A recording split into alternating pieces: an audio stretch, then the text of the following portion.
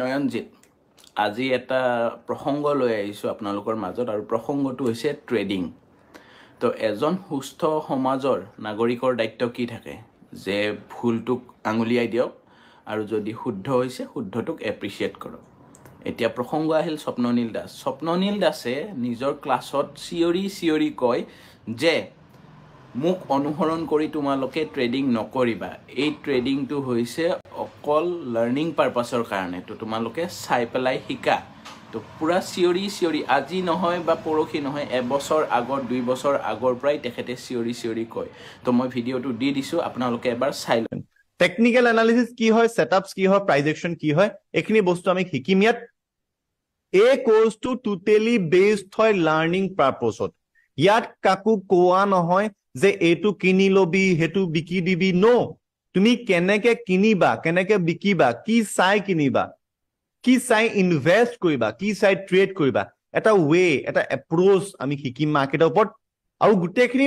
market পাৰ্টিসিপেন্টস বিলাকে যিমানখিনি ইয়াত আছা সবে ফোকাস থাকা যে কেনেকে বস্তুখিনি শিকিম কেনেকে মাৰ্কেটত ট্ৰেডিং হয় কেনেকে ইনভেস্টিং হয় হেতু বস্তু শিকা ওকে আৰু দ্বিতীয় কথা যে আপুনি মোক 1 লাখ টকা দিয়ক 2 লাখ টকা দিয়ক মই আপোনাক এক মাহৰ ভিতৰতে 30% ৰিটাৰ্ণ দিম 20% ৰিটাৰ্ণ দিম এই ক্ষেত্ৰটো স্বপ্ননীল দাসে চিঞৰি কৈ আছিল যে এইবিলাকত ভুল নাযাব এইবিলাক হৈছে এটা স্কেম তো হেতুৰো ভিডিও মই দি দিছো আপোনালোকে এবাৰ চাই লওকচোন এনেকুৱা জুমবিলাক মানুহে কৈ আছে যে দাদা মুছত 10000 টকা ঠক মই 8000 টকা দিম 10000 টকা দিম দাদা মুছত 50000 টকা ঠক মই 10% দিম 15% দিম কানৰ তলত 200 দিবা এতিয়া শুনিবা যে মোৰ কানৰ স্বৰটো কিমান পাৰ্সেন্টেজত ওলাইছে গুৱাহাটী 200 কোটি টকা উঠাই মানুহে 500 কোটি টকা উঠাই মানুহে সৰু লৰা বাচ্চা দেখিবা তুমি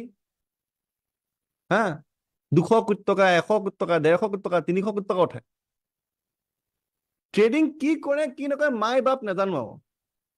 মানুহ মাৰ্কেটত স্কিল নথকাকে নলেজ নথকাকে যদি কোনবা মানুহ আহে ডেফিনেটলি হি আনসাকসেসফুল হ'ব আপুনি মাৰ্কেটত কাম কৰিব পৰা নাই কিন্তু আপুনি বেলেগক পইচা দিলে যে সে মোৰ পইচাটো 10 লাখ 20 লাখ টকা আছে তই লৈ ল আৰু সেই কোম্পানীটোৱে আপোনাক প্ৰমিস কৰে যে আপোনাক 15% 20% 15% 20% দি এক্সপেক্টেশনটা দিয়ে যে আপোনাক প্ৰফিট কৰাই দিম কিন্তু সেই বস্তুটো কেতিয়াও নহয় এটা যদি আপোনাক কোনবাই যদি কৈ আছে যে মই তুমি মোক পইচা দিয়া মই আপোনাক 15% 20% মাহে কৰি দিম সেইটো বিশ্বাস কৰাৰ প্ৰয়োজন নাই সেইটো কেতিয়াও নকৰিব তেতিয়ালে বিশ্বাস কাক কৰিব কাকো পইচা নিদিব মই কৈছো নিজে শিকক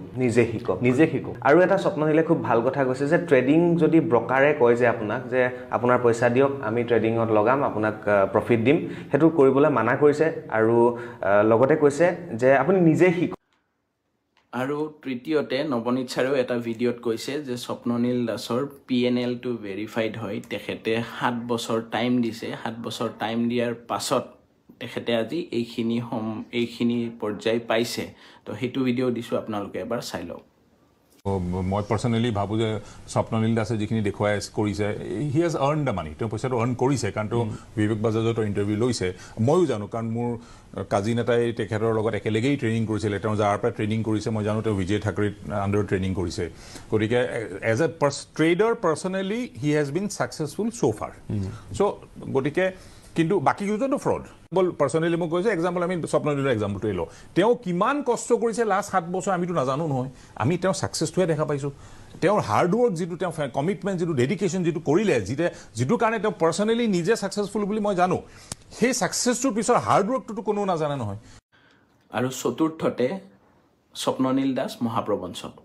যদি স্বপ্ননীল দাস মহাপ্ৰবঞ্চক হয় তেতিয়াহলে এজনো ব্যক্তি কিয় আগবাঢ়ি আহা নাই যে কবৰ কাৰণে যে স্বপ্ননীলে মোক প্ৰবঞ্চনা কৰিছে বা আমি কিয় নিউজত দেখিবলৈ পোৱা নাই এজনো ব্যক্তি আৰু যোনজনে এলিগেশনটো লগাইছে তেওঁ হৈছে স্বপ্ননীলৰ ষ্টুডেন্ট আৰু স্বপ্ননীলৰ 2000 ষ্টুডেন্ট আছে তাৰে ভিতৰত এজনে এলিগেশন লগাইছে যে মোৰ লছ হৈছে বাকি 1999 ষ্টুডেন্ট এতিয়াও স্বপ্ননীলৰ সপক্ষে থিয় হৈ আছে সদায় থানাত গৈছে সদায় কোৰ্টত গৈছে স্বপ্ননীলৰ লগত থিয় হৈ আছে তো তাৰ পৰা আমি এইটোৱে বুজিব পাৰিম যোনজন এজন ষ্টুডেন্ট আছিল তেখেতে স্বপ্ননীলে শিকোৱা মতে শিকা নাই বা স্বপ্ননীলে পঢ়া মতে পঢ়া নাছিল কাৰণ যদি এজন ষ্টুডেন্টে মেট্ৰিক ফেল কৰে তেতিয়া আমি শিক্ষকক দায়ী কৰিব নোৱাৰো সেই শিক্ষকজনে পঢ়োৱা ষ্টুডেন্টে ষ্টেণ্ডো কৰিছে তো সেই শিক্ষকজনৰ ভুল হ'ব নোৱাৰে আৰু এইবিলাক কথা মই মনে হজা কথা নহয় আপোনালোকে চালেও গম পাব বাৰ্তালাপ বুলি এটা চেনেল আছে তাতেও আপোনালোকে চালে গম পাব যে স্বপ্ননীলে কি কৈছিল সেই ইণ্টাৰভিউটো চালে আপোনালোকে গম পাই যাব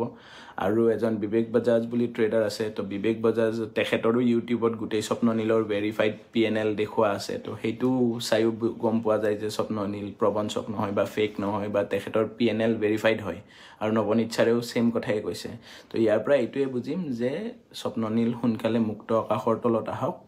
তাৰে কামনা কৰিছোঁ